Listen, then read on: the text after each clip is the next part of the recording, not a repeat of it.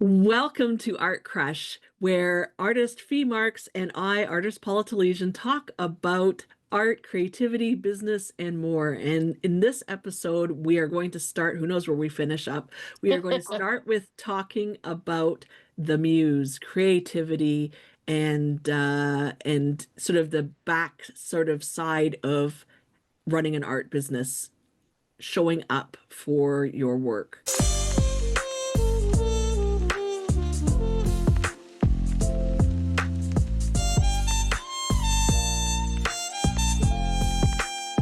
Sophie, we were talking just before I hit record about how you've never had a creative slump, which Oh no, is, now everyone's going to hate me again. I know, you sound so perfect. It's not true. No, I suppose for me, um, I am continually coming up with new ideas. I don't think I rest. I might be driving or whatever. And because I read so much about women and their lives and this, that, and the other, I always have ideas of what I want to do next, and it has varied. It's not like I've stuck completely to always the same. I was doing very similar paintings at one point, which were a woman standing there in the costume of her time, and then sort of around her was decorated in a similar vein. And I have moved to sort of exploring movement and uh, relationships between women. Again, so it's not like I've just stuck to the same thing, but I'm always looking at how to evolve, how I can make things better, how I can change them, how can I make my paintings more exciting. So there's, I mean, and I do get that comment quite often about, oh, people will follow me on social media and they say the development of your art from 6 7 years ago is quite amazing, but it's something that I just am continually striving to do. But I do understand, but I think what you're saying, when people do have a slump. But now you can correct me if I'm wrong. When I started working with you, Paula, and the biggest, one of the first things that you do is look at the big why. Why are you creating art? Why are you doing it? And digging deep on that. I think for anybody who is involved in any kind of art, if they do that, then that is going to lead them to where they're going to create next.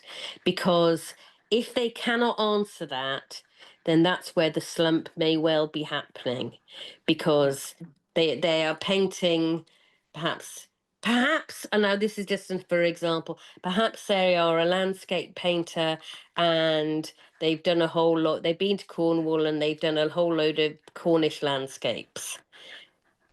If then they're like, I don't know what I want to do next, I finished that series. But if you go back and ask for the why did you want to paint those landscapes? What was it?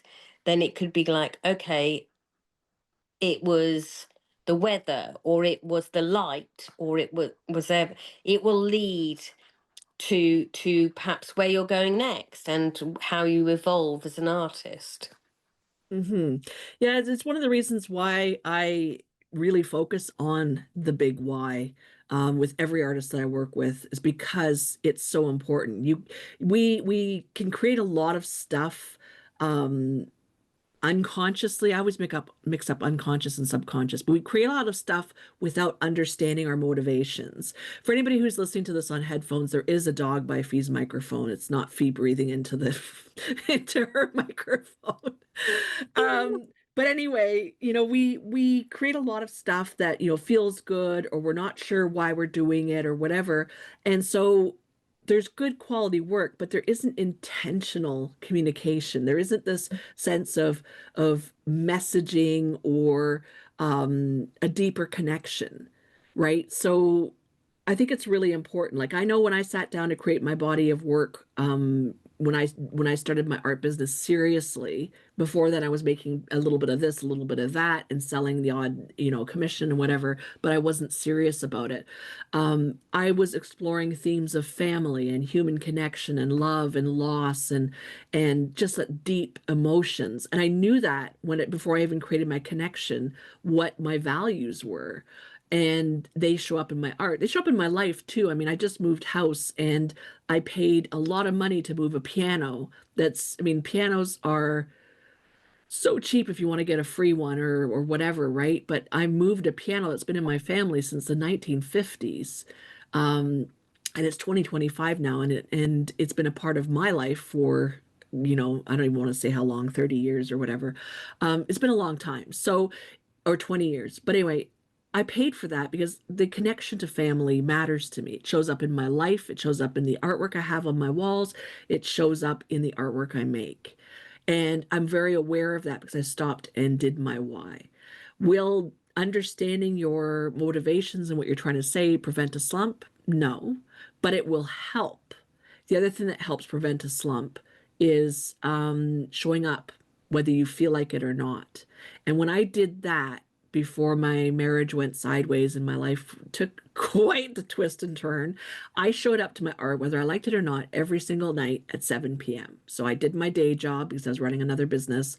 And I had dinner with my family, dealt with my kids, put my youngest to bed, and went to my studio and painted every night at 7 o'clock. And if I didn't feel like painting, I would still go to my studio, play my playlist. I had a playlist of music that I would instantly signal to me that I'm in my creative space and whatever. And I would start by tidying up my space. And before I knew it, I had 3 paintings done. Like it just, because it became not a choice. I didn't have to wrestle with, am I too tired? Do I feel like it? Is something good on the TV? It was, I took that choice away and just was like, this is this time. I'm going to be in my studio. Whether I paint or not is irrelevant. I'm just going to be in that studio. So I don't have that argument with myself because that takes energy, it takes effort, and it's a waste. Right. And then as long as I did that, I created. I didn't have a slump. The minute things changed, I ended up struggling and hit a slump. And it took me quite a while to pull myself out of it. But yeah, it's that discipline of showing up. And I think on top of that, it's building up habits, and I can say hand on heart, I had a really good habit of every Monday was my admin day, and I do my newsletter and I would have it ready to go and it would be out on a Tuesday. I started doing other work, artwork, and I could no longer allocate every Monday because I couldn't turn down workshop work or mentor work. And so as soon as that happened, then things went awry Hmm. because that routine I was out of. It's the same with social media. I have a routine in the morning, and one of the first things I do is post on social media every day, and without fail. If I don't do it, then I think there's something wrong. Even when I'm on holiday, I don't even take a holiday off it. But that's what works for me. But I do think you have to have, I'm not saying that everybody has to post every day, twice, 3 times, that doesn't happen. Yes, I think it is important, like you were saying about the routine of, right, 7 o'clock every day, this is what I do. Yeah. And And it's not a chore, it's just part of like making a cup of coffee in the morning or whatever. yeah, it's the same thing with anything. Like there's some decisions we have limited energy to make decisions every day. Now, some people may know this as spoons. You have limited spoons every day to in order to do things, or whatever metaphor you want to use. But we have limited decision making energy, and so it's better to remove the decisions. Now, there was this whole thing where buy the same clothing and just wear the same outfit every day and don't even think about what you're going to wear. That removes a decision kind of thing. Um, I like a little more Ooh. creativity. Yeah, I went through that for a while. I had like 8 different gray shirts. I would just wear this, different Okay, you gray didn't just shirt. wear the same Yeah, thing every day and yeah, it's and you no, don't think about it, did right? get washed. Yeah, it gets washed, but it's like it's just the same. Like when I Like a find, uniform. yeah, well, I wore a uniform through high school. I absolutely loved it. I didn't love the uniform, but I loved that no decision needed to be made. It was every day you put on the same blouse, but it was obviously a different item, but it was the same cut, same color, same whatever. But anyway, it's the same thing when it comes to routines. I know that artists tend to be neurodivergent, but nothing is 100%. Artists tend to want to resist scheduling, but it's important to have a routine that supports your art making so that you remove decisions that you shouldn't have to make. Should I go out for a walk every day or shouldn't I? Am I tired or not? No, just go out for your walk, get it done with, get on with your day. It's the same thing with art. Should I go to my studio and create or should I go wash the dishes? I'm feeling a little tired. I'll do it tomorrow. Before you know it, there's 7 tomorrows that have gone by and you haven't been in your studio. Remove that energy from decision making to help prevent a slump. Even if you just go and stand in your space and tidy it up, or stand in your space and I don't know, fondle your easel, whatever, like hold your tools. Before you know it, you'll be creating because we want to create, but our brains also like to, mess us up. And we shouldn't always listen to our thoughts because a lot of them are just stupid things that come by and leave. And we shouldn't always listen to our desire to have a great big sit on our couch where it's, you can sit anytime, go and make your art kind of thing. So removing that decision, that back and forth is, I think, really important. But one of the things I found though, and you experience this because you've been living it for years, is the more you create, the more you create, right? It is. It's like a muscle. You build Yes. up that creative muscle, and again, I think that stops the slump. I think often slumps happen when you've ended something or taken a break. Like I said, you've produced a body of work and you don't know what you're going to do next. Yeah. And you need to have overlapping goals so that you have a good idea of what you're going to do next, so that you're always looking for the next hill to climb. You're always looking for the next challenge, challenge in a good way. You're always looking for the next way to stretch yourself. Because if you get to the end, and speaking from experience, if you get to your goals and you don't have anything to follow, you are like trying to climb a wall without scaffolding or a ladder or anything. You haven't set yourself up for success with that. So slumps happen in that too. Um, we deserve we yeah, we deserve to create an environment that is supportive of our creative desires as artists. Each and every single one of us who has this urge to create, whether you're doing it professionally or whether you're doing it just to express yourself, we deserve to set ourselves up for success in whatever way that looks like. And our lives are so freaking short that it's not someday I want to be an artist. You should find ways to do it now. Do it in between the things you need to take care of. Do it in your free time. Use your desires to create whatever it is you want to create and get out there and make. And also don't um set criteria of what being an artist is. If you are creating, you are an artist. Oh yeah.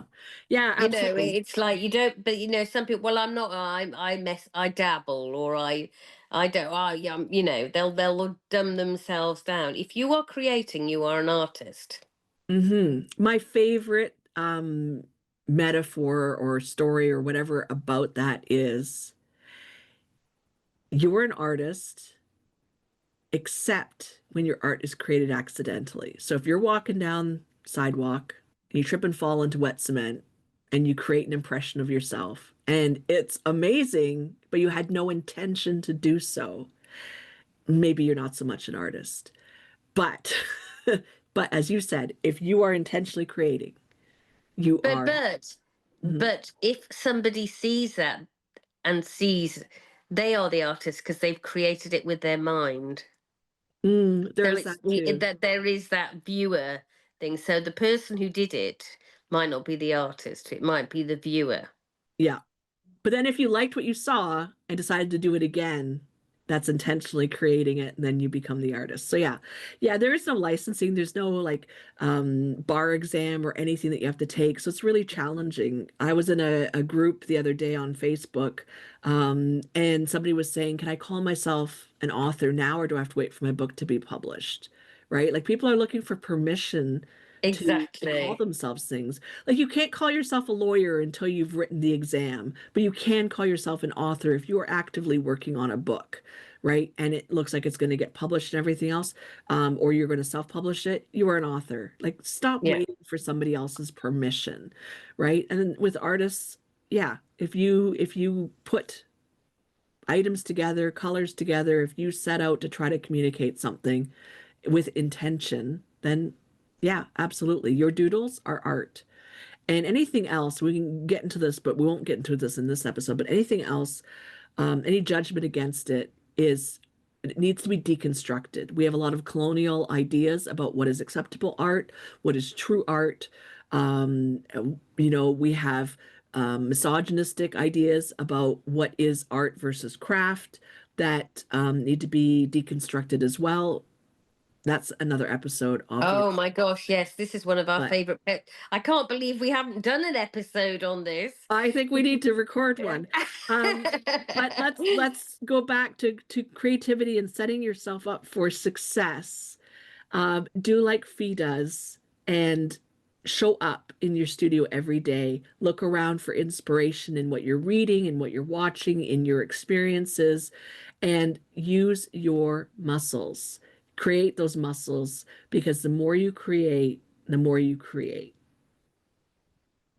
Exactly. I think that, and I always say that, and this is why I worry so much about education, because creativity is definitely lacking in the Western culture's education system.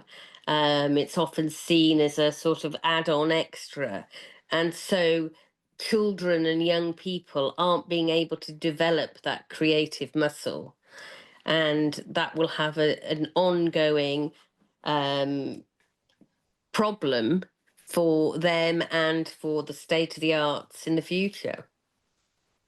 Yeah, exactly.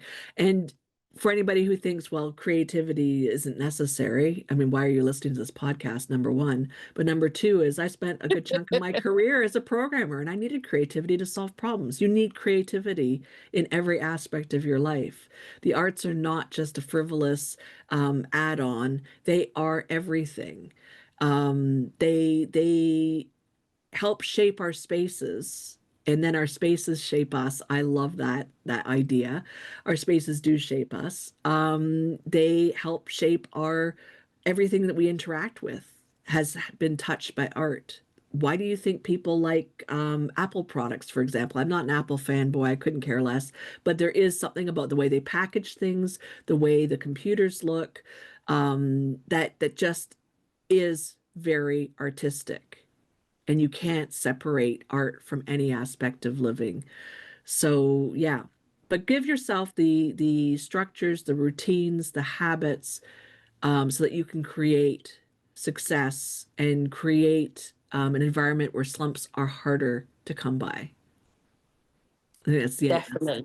the goal. So, and this wraps up this episode of Art Crush with artist Fee Marks and myself, Paula Telizyn, also an artist, where we talk about all sorts of things, art related, business related, and more.